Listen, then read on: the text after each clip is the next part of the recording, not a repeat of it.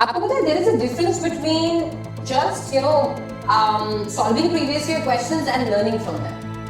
There is a huge difference और वही difference toppers को टॉपर्स बनाता है और आपको एवरेज रखता है। आज के इस वीडियो के अंदर हम बात करने वाले हैं कुछ प्रैक्टिकल वेज के बारे में जिनसे आप अपने प्रीवियस ईयर क्वेश्चंस को इफेक्टिवली यूज कर सकते हो और वैसे यूज कर सकते हो जैसे टॉपर्स करते हैं।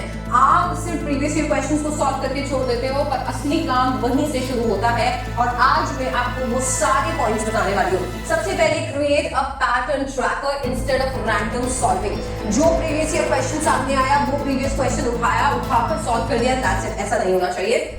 Don't just pick random papers.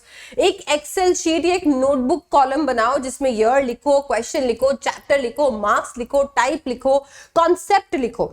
इससे तुम्हें पता चलेगा कि पिछले 2-3 साल के प्रीवियस ईयर क्वेश्चंस में क्या पैटर्न है जो रिपीट हो रहा है, कैसी वर्डिंग है जो सीबीएसई रिपीट कर रहे हैं, कैसे कॉन्सेप्ट्स हैं जो बार बार रिपीट हो रहे हैं। इससे तुम्हें हाई वेटेज कॉन्सेप्ट्स जो है चैप्टर वाइज कौन कौन से कॉन्सेप्ट्स हाई वेटेज है, कौन से चैप्टर्स हाई वेटेज है, वो आइडेंटिफाई करने में मदद मिलेगी।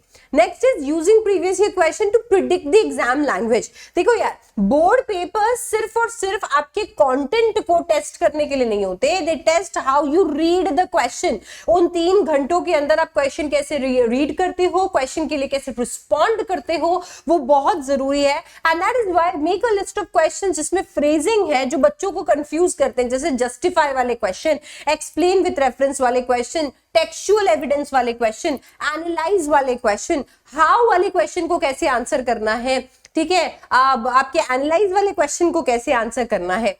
Then practice answering in CBSE style phrasing. CBSE marking scheme launch इसलिए करते हैं because वो आपको ये बताना चाहते हैं that this is how we expect your answers.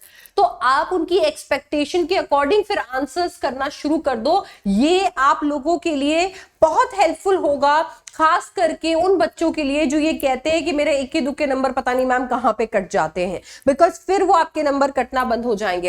In fact आप अपने लिए एक मिनी ग्लॉसरी क्रिएट कर सकते हो एग्जाम वर्ब्स की और उनके मीनिंग की, सो दैट जब आप एग्जाम के अंदर आप एक सर्टेन क्वेश्चन में एक सर्टेन वर्ड देखो तो आप कंफ्यूज नहीं हो जाओ, आपको एग्जैक्टली पता हो कि एग्जाम में क्या पूछा जा रहा है। क्या होता है कि आमतौर पर क्वेश्चन जैसे ही हम देखते हैं हम लोग analyse, textual evidence, explain with reference, site and example, इस तरीके की चीजों को इग्नोर ही कर देते हैं। हम सिर्फ लीड वर्ड पे फोकस करते हैं और उसी के बारे में जो पता होता है लिख देते हैं, एंड दैट इज व्हेन आपके मार्क्स कटते हैं, क्योंकि जो क्वेश्चन ने पूछा है उसको छोड़ के आपने सब बता दिया।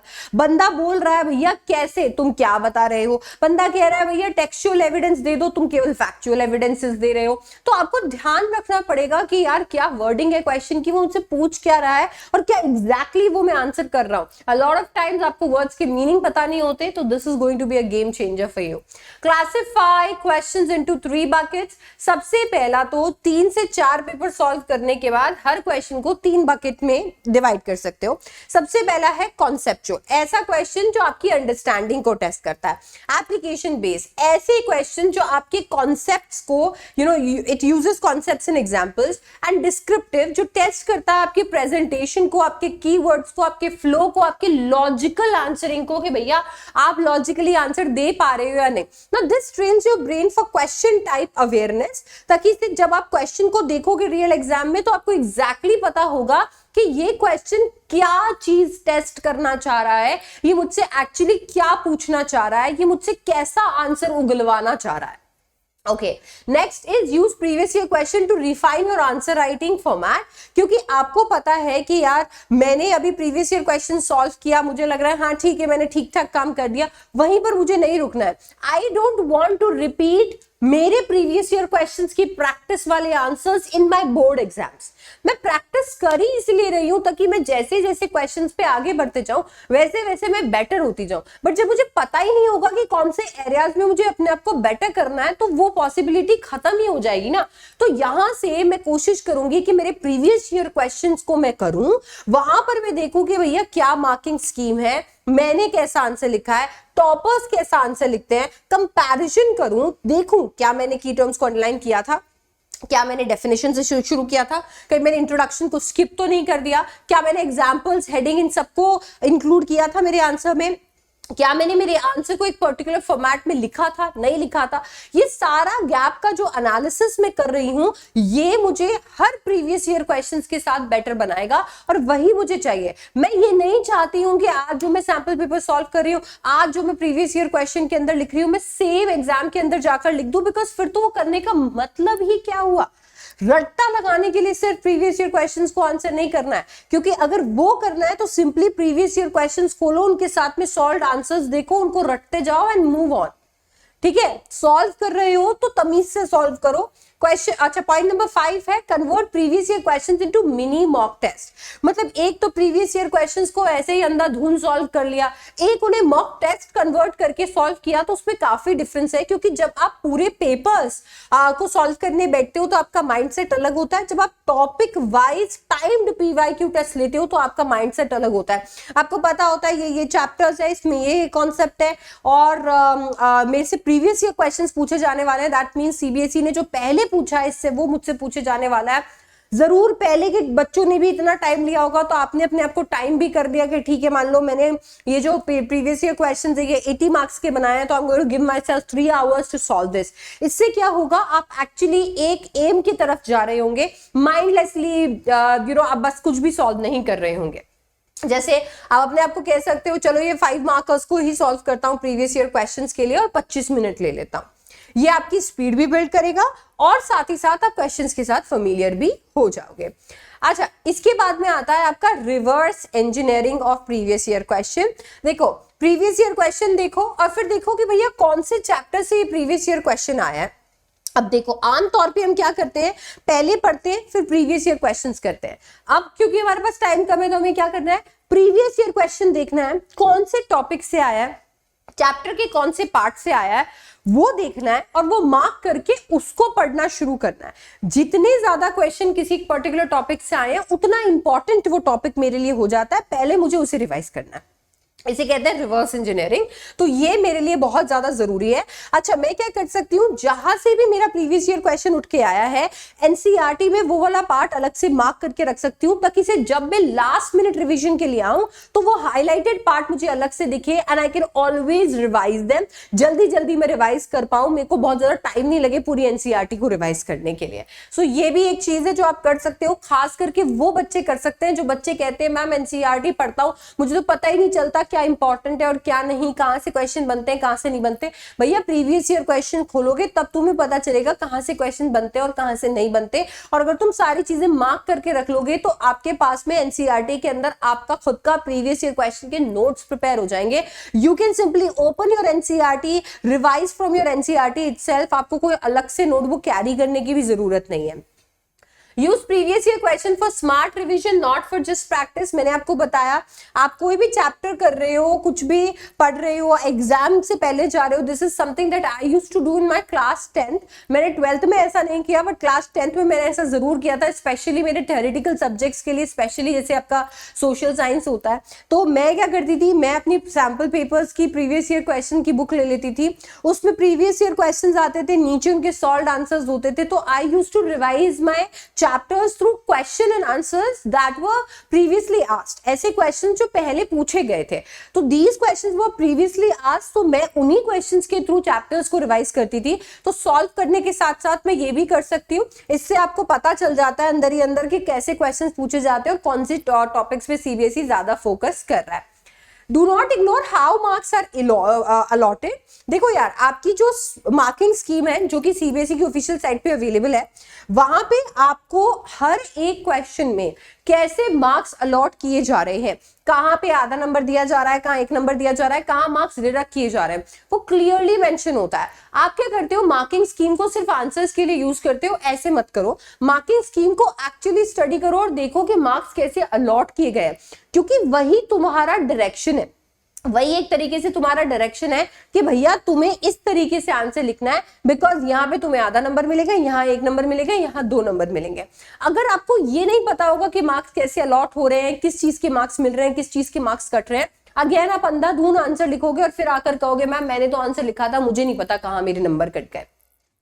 इसके बाद आता है make a previous year question error book every time आप प्रीवियस ईयर क्वेश्चन आपका सॉल्व करते हो और उसमें कुछ गलत होता है, आप कुछ आंसर इनकम्प्लीट लिख देते हो या कुछ भी गड़बड़ होती है, एक नोटबुक के अंदर उसे नोट कर लो, क्या क्वेश्चन था, क्या गलती हुई, आप कैसे उसे सही कर सकते हो। जब आप ये करोगे तो कहीं ना कहीं आपकी गलतियों की एक आपके वीकनेसेस की किताब बन जाएगी, जिसमें आपको एग्जैक्टली पता होगा कि कौन से वीक एरियाज है आपके, आप कहां कहां जो है भटके हो। और अगर आप इस किताब को, आपका करेक्ट अप्रोच भी आपने इसमें लिखा होगा, तो अगर इस किताब को आप यूज करते हो आपके एग्जाम के कुछ टाइम पहले, तो आपको पता होगा कि कौन सी गलतियां आपको एग्जाम के अंदर नहीं करनी है।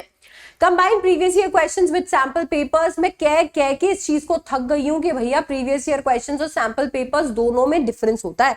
प्रीवियस ईयर क्वेश्चंस आपको ये बताते हैं कि कौन से टॉपिक्स के अंदर पोटेंशियल है, कौन से टॉपिक्स पूछे गए थे, कैसे पूछे गए थे, आपके बोर्ड्स कौन से टॉपिक्स पे किस तरीके के कैसी वर्डिंग यूज करके क्वेश्चन बना सकता है, उस पे कैसे मार्क्स अलॉट करता है। तो प्रीवियस ईयर क्वेश्चंस उसके लिए होते हैं। हाउएवर सैंपल पेपर आगे के लिए होता है। सैंपल पेपर में आपको ये बताया जाता है कि भैया इस साल बोर्ड का ये मूड है, इस तरीके के क्वेश्चन है, इस तरीके का पैटर्न है, ऐसी मार्किंग स्कीम है। तो आपको हमेशा प्रीवियस ईयर क्वेश्चन और सैंपल पेपर को दोनों को मिलाकर चलना है। सिर्फ प्रीवियस ईयर क्वेश्चन से कुछ नहीं होगा, because then you will be reading your book backwards. Previous year question से सिर्फ और सिर्फ आपको एक डायरेक्शन मिलेगा। हाउएवर सैंपल पेपर और सैंपल पेपर के जैसे क्वेश्चन करने से आप अपने फ्यूचर एक्चुअल एग्जाम के लिए भी तैयार हो पाओगे। तो आपने पीछे मुड़कर देखा, आपको पता चल गया भैया क्या क्या पूछा गया था, सॉल्व करके देख लिया, अगर गलतियां हुई थी तो वो आपने नोट डाउन कर ली। अब आगे मुड़कर देखो क्या पूछे जाने की इस साल आशंका है, वो आपको सैंपल पेपर में पता चल जाता है, उसी के जैसे क्वेश्चंस फिर आप कर लो। ठीक है, तो ये जो है इससे आप कंपैरिजन बड़ी इजीली ड्रॉ कर पाओगे। पिछले 5 साल में क्या क्या पूछा गया, इस साल क्या पूछा जा रहा है, सीबीएसई ने कैसे ट्रेंड चेंज किया है, and you will cover a lot of things. आप बहुत सारी चीजें कवर कर लोगे, आप प्रिपेयर्ड रहोगे, फुल्ली प्रिपेयर्ड रहोगे। और आपको यहाँ पे ये डर नहीं होगा कि अरे यार पर मैंने ये क्वेश्चन देखा था, सीबीएसई पहले तो ऐसा पूछते थे, और आप मतलब एक फोमो क्रिएट नहीं होगा। आपको ऐसा नहीं लगेगा कि अरे यार मैंने ना प्रीवियस ईयर क्वेश्चन तो कर लिए पर मैं सैंपल पेपर नहीं कर पाया। तो इसको ऑलरेडी अपने टू डू लिस्ट के अंदर रख लो कि सैंपल पेपर भी मुझे सॉल्व करना है, सैंपल पेपर जैसे क्वेश्चंस भी मुझे सॉल्व करने हैं, ताकि मैं सारा ट्रेंड देख सकूं, कंपैरिजन मुझे समझ में आ सके, अगर कोई पेपर पैटर्न चेंज है तो वो मुझे समझ में आ सके। Alright. Having said that, ये आपके कुछ तरीके हैं जिनसे आप प्रीवियस ईयर क्वेश्चंस को प्रैक्टिकली यूज कर सकते हो, टॉपर्स के तरीके, टॉपर्स जैसे यूज करते हैं वैसे। अब यार टॉपर्स की बात कर रहे हैं, दिवाली का टाइम है, तो बिल्कुल अनअकैडमी उत्सव तो बनता ही है। दिल से दिवाली अनअकैडमी वाली हम लेकर आए हैं। मेगा लॉटरी निकल रही है और फन अप का इंतजार कर रहा है। छोटा मोटा दिवाली सेलिब्रेशन नहीं है, 10 आईफोन प्रो मैक्स आप जीत सकते हो, 90 स्मार्टफोन्स, 900 टैब्स और बहुत कुछ आप जीत सकते हो। 1.5 लाख रिवॉर्ड्स हम बांट रहे हैं, 1.5 लाख रुपए नहीं, 1.5 लाख रिवॉर्ड्स हम बांट रहे हैं 21 करोड़ रुपए के। ठीक है, सरप्राइज बम्पर प्राइज भी आपको मिल रहा है लाइव इवेंट में, जिस लाइव इवेंट को आप जाकर चेक कर सकते हो अनअकैडमी नीट चैनल पे अक्टूबर 16 को। अभी जाओ नोटिफाई मी पे क्लिक करो, क्योंकि जब आप वहां पे क्लिक करोगे तो वहां पे हम लोग सारे विनर्स का नाम जो भी है अनाउंस करने वाले हैं, तो वहां से आपको पता चल जाएगा कि भैया आपकी लॉटरी इस बार लगी है या नहीं लगी है। अभी के अभी रजिस्टर करो। रजिस्टर करने के लिए मैंने तुम लोगों को एक लिंक दिया है कमेंट सेक्शन और डिस्क्रिप्शन में। When you click on the link तो आपके लिए लिंक कुछ इस तरीके से खुलेगा। आपको रजिस्टर करना है, सबमिट करना है अपनी डिटेल्स को, ताकि आपको आपका यूनिक लॉटरी नंबर मिले। एंड फाइनली आपको YouTube इवेंट जो है वो ज्वाइन करना है अनअकैडमी नीट का, और वो ज्वाइन अगर आप कर लोगे तो वहां आपको पता चल जाएगा कि आपकी लॉटरी निकली है या नहीं। एक कमाल का कैच भी है यहाँ पे, अगर आप रेफर करते हो, अगर आप खुद इस चीज को शेयर करते हो और अपने फ्रेंड्स को रेफर करते हो इस इवेंट में रजिस्टर करने के लिए, तो आप 1 से ज्यादा लॉटरी टिकट्स अपना सकते हो। आपको 1 से ज्यादा लॉटरी टिकट्स मिल सकती हैं, और जब वो हो जाएगा तो आपके चांसेस जो है वो बढ़ जाएंगे जीतने के। तो ज्यादा से ज्यादा लॉटरी टिकट्स इकट्ठे करने की कोशिश करो, ताकि आपके ज्यादा चांसेस बन जाए लॉटरी निकलने के। तो सिंपली क्लिक करो और यहाँ पे रजिस्टर और लॉगिन पे क्लिक करके अपना number डालो and then you can register yourself and get your lottery ticket. Keep sharing so that you get more lottery tickets and the chances आपके लॉटरी जीतने के बढ़ जाएं.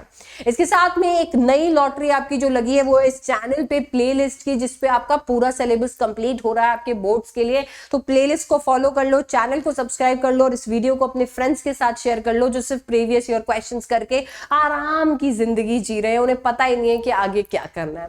ठीक है, and I will see you in the next one. Unacademy. Let's crack it.